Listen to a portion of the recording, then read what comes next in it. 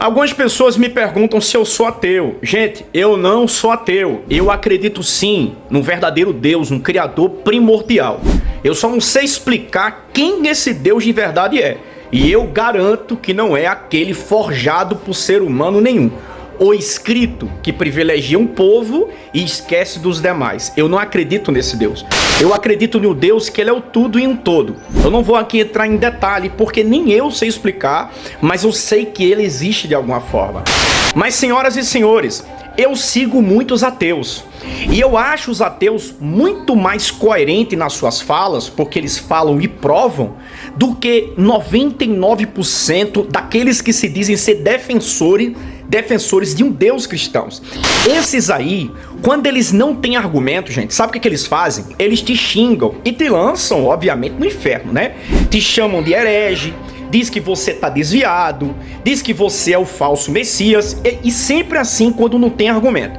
Então é muito mais coerente você discutir com um ateu ou com um espírita, porque são muito mais inteligentes e educados, do que você discutir ou ter um debate teológico com um cristão. Porque um cristão, quando ele não consegue debater com você, ele vai partir para a violência em palavras.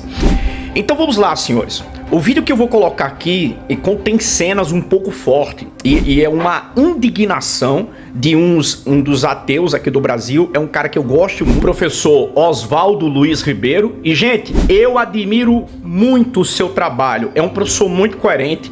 Para mim, é um dos maiores exegetas do Brasil, principalmente em se tratando de Antigo Testamento. O cara é especialista em Antigo Testamento.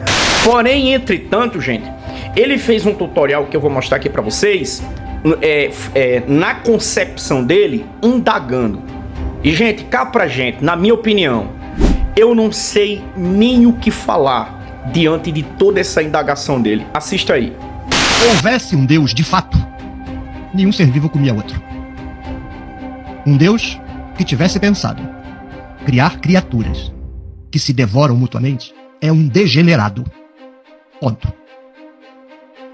Então, se houvesse um Deus de fato, e que ele fosse um pouquinho só, não precisava ser muito não, um pouquinho mais civilizado do que qualquer um de nós, ele não inventava esta patifaria que é a vida. A vida é uma carnificina.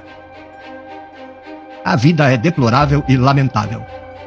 A vida é você fazer muitos filhos, porque muitos serão devorados, então sobrevivam os que puderem. 1000 tartaruguinhas, porque 900 serão comidas. Então, para mim, se houvesse de fato, de verdade, um Deus, e que fosse de fato Deus, não umas porcaria de teologia que não sai pra nada, mas Deus mesmo, que não tivesse nada acima dele, ele faz o que quiser. Porque inventaram um Deus todo-poderoso do cristianismo que não, ele não pode fazer isso porque tem uma lei. Como assim, um Deus acima do qual tem uma lei? É ridículo, né? Teologia é um negócio ridículo. O pior que a teologia é uma coisa ridícula é porque espera que as pessoas sejam parvas. Se você pensar, não funciona. Não, se pensar, não funciona. Então o cabra é um Deus todo-poderoso. Aí ele faz as criaturas para se comerem? Se você acha que isso é uma prova de bom caráter da divindade, que seja. Mas não. Para mim, se de fato existisse um Deus, nós não precisaríamos nos devorar mutuamente. A gente poderia viver de luz. A gente poderia ser como as plantas, fazer fotossíntese. E se você vier com a conversa fiada que é ou faz fotossíntese e fica parada, ou anda e não faz fotossíntese, eu vou dizer, no mundo que existe. Mas eu falei que é um mundo utópico.